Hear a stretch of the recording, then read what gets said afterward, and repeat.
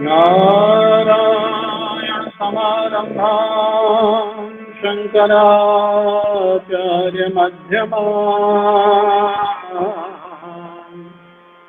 अस्मदाचार्य पर्यन्तां वन्दे गुरुपरम्पराम्।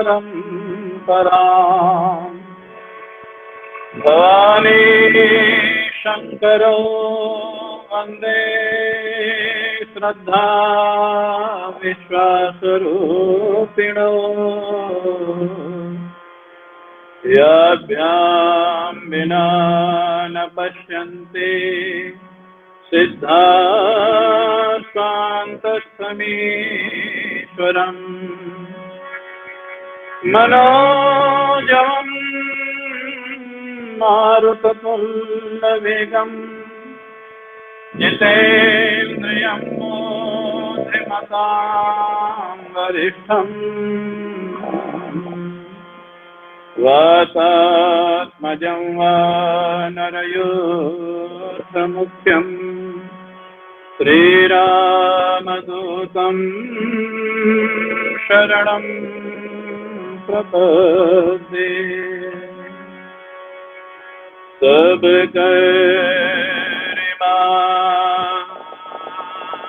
एक फल, सब कर्मा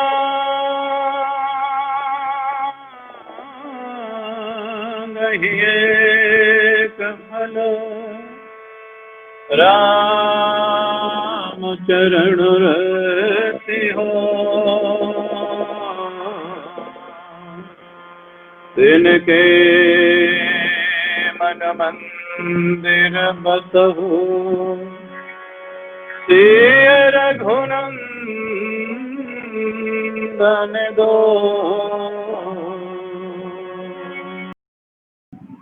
परम पूज्य प्रातः स्मरणीय श्री सद्गुरुदेव भगवान के श्री चरणारविंदों में साष्टांग प्रणाम। हम लोग आज पुनः सुंदरकांड, जिसमें प्रत्येक संवाद सुंदर है, जो हनुमंत लाल जी को अत्यंत प्रिय है, जिसमें भगवती जानकी जी का आशीर्वाद सुंदर है, जिसमें भगवान श्री राम की कृतज्ञता हनुमान जी के प्रति विलक्षण है, सुंदर है, जिसमें भगवान शिव की अनुभूति सुंदर है, और जिसमें भगवान शिव जो कथा करते हैं वो भी बहुत सुंदर। इसलिए सुंदर कांड में कहा जाता है सुंदरे किम नु सुंदरम। ऐसे कौन सी वस्तु है, कौन सी बात है, कौन सा संवाद है जो सुंदर कांड में सुंदर नहीं और बड़ा आनंददायक है। आप लोग जानते हैं प्रायः अनुष्ठान के रूप में सुंदर कांड का ही पाठ किया जाता है।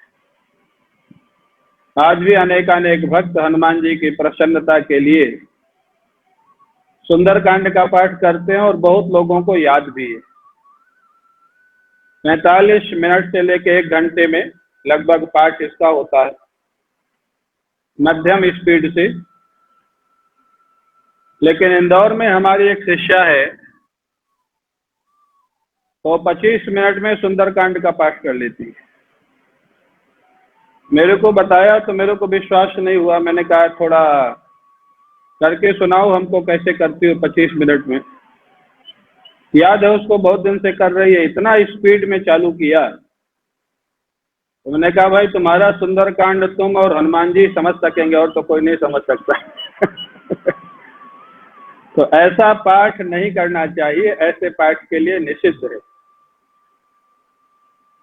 अति शीघ्र, जो बहुत शीघ्र पाठ करते हैं उनके लिए मना है। समझ के करे, और मैं तो कहता हूँ 1 घंटे की जगह 1.25 घंटा लगे तो कोई समस्या नहीं, लेकिन उसका रस लेके करे, आनंद लेके करे। सुंदरकांड में है क्या, क्या चित्रण है, क्या वर्णन है, और वही चित्रण और वर्णन आज हम लोग चर्चा करेंगे। कल से प्रारंभ हुआ है और अभी 6 दिन तक इसी की चर्चा करेंगे हम लोग, सुंदरकांड की। हम लोग प्रसंग में प्रवेश करते हैं। हनुमंत लाल जी साधना की जो 3 बाधाएं हैं, सात्विक, राजस और तामस, तीनों को पार करने के बाद हनुमंत लाल जी लंका में पहुंच जाते हैं। लंका में गए हैं भगवती जानकी जी की खोज के लिए। और भगवती जानकी जी को हमारे शास्त्रों में कहा गया है शांति, भक्ति, ब्रह्म विद्या, शांति, सीता, समा, नीता, ये वर्णन मिलता है। तो भगवान की खोज में जो भी चलेगा, शांति की खोज में जो भी चलेगा, वहां पर ये 3 बाधाएं अवश्य आएंगी। सात्विक, जहां मान सम्मान मिलेगा उसको भी प्रणाम करके आगे बढ़ना होगा। राजस, जहां थोड़ा नोक झोंक होगी, झमेला हो सकता है, उससे भी उलझना नहीं है, प्रणाम करके साइड से निकल जाना है। और तामस जो मानेगा ही नहीं तो उसका तो कुछ ना कुछ उपाय करना पड़ेगा। हनुमंत लाल जी महाराज पहुंच जाते हैं लंका। लंका में एक विशाल पहाड़ पर चढ़ने के बाद पूरी लंका का दृश्य देखा। स्वर्णमयी लंका, बड़े बड़े विशाल भवन सोने के, बड़े बड़े विशाल योद्धा, कोई सो रहा है, कोई अखाड़ा कर रहा है, अनेक अनेक कार्यों में लगे हुए हैं। और उनकी जो देवियां हैं, पत्नियां हैं, कोई देवताओं की देवियां हैं, कोई सुर, गंधर्व, नाग, कन्या। माने रावण का इतना अधिक तीनों लोकों में शक्ति का, सभी लोग डरते थे, घबराते थे कि वो जिसकी कन्या चाहे, जिसको चाहे जीत करके ले आता। इतना बड़ा वैभव था रावण का। हनुमंत लाल जी वैभव देख करके मुस्कुराए भी, वाह, वैकुंठ से निकाले हुए लोगों का ये वैभव है। जो वैकुंठ में रहते होंगे उनका क्या वैभव होता होगा। मस्त है बिल्कुल। और देखा क्या सुरक्षा व्यवस्था है। बोलते ना, पतंगा भी पर नहीं मार सकता, ऐसी सुरक्षा व्यवस्था, ऐसी सिक्योरिटी रावण की, और ऐसा खुफिया विभाग। ये सारी चीजें हमारे ग्रंथों में, हमको बड़ा आश्चर्य होता है कि इनको पढ़ाया क्यों नहीं जाता है। लोग कहते हैं सांप्रदायिक हो जाएंगे। अरे, जहां किसी धर्म, जाति, मजहब का विरोध ही नहीं है, श्रीमद् भागवत में, भगवत गीता में, रामचरितमानस में, और ये मैं तो जब पढ़ता था तब ये सब कोर्स में थे भी। मैं जब पढ़ता था 10th तक ही पढ़ा मैं यद्यपि, लेकिन वहाँ 6वीं से 6th से 10th तक ये सब चीजें कोर्स में थी, अलग अलग क्लासों में।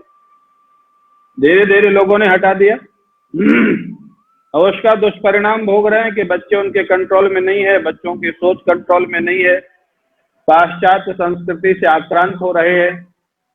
फिर घबराते हैं, महाराज बच्चे हमारी बात नहीं मानते हैं। एक व्यक्ति हमारे पास आया, महाराज हमारा बच्चा पढ़ता नहीं है। तो मैंने कहा पढ़ाओ, ट्यूशन व्यूशन लगाओ।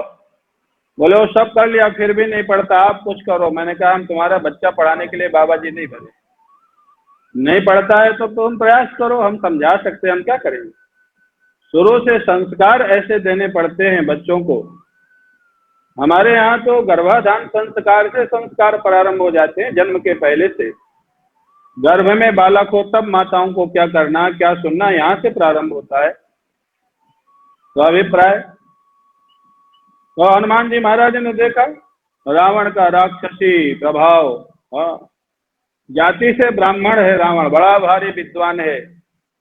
इसलिए कहा जाता है कि जो, हाँ, आज लोग कहते हैं ना बहुत योग्य व्यक्ति है। योग्य माने ठीक है, एजुकेटेड हो सकते हैं, हाई एजुकेटेड, लेकिन अगर उनके जीवन में ठीक नहीं है मामला, तो हाई एजुकेटेड रावण से बड़ा आज के समय में कोई नहीं हो सकता। रावण जितना विद्वान था, रावण ने संस्कृत के ऐसे ऐसे स्तोत्र बनाए हैं जिनका आज भी सन्यासियों के आश्रमों में पाठ होता है। ऐसे ऐसे स्तोत्र बने, बड़ा भारी विद्वान था। तो विद्वान तो बहुत बड़ा था, विद्वान माने हाई एजुकेटेड था। तो खाली विद्या अगर हमारी अर्थ करी हो गई, पैसा कैसे कमाए, ज्यादा से ज्यादा पैसा इकट्ठा कैसे करे, तो वो वास्तव में विद्या विद्या ही नहीं है। क्या विद्या या विमुक्त है? विद्या उसको बोलते हैं जो हमारे जीवन की उलझनों को निवृत्त करती चले और हमारे जीवन के अंतिम क्षणों में हमको शांति का अनुभव करा दे, उसका नाम विद्या होता है। विद्वान तो रावण भी बहुत था, लेकिन वो संस्कार युक्त विद्या नहीं थी।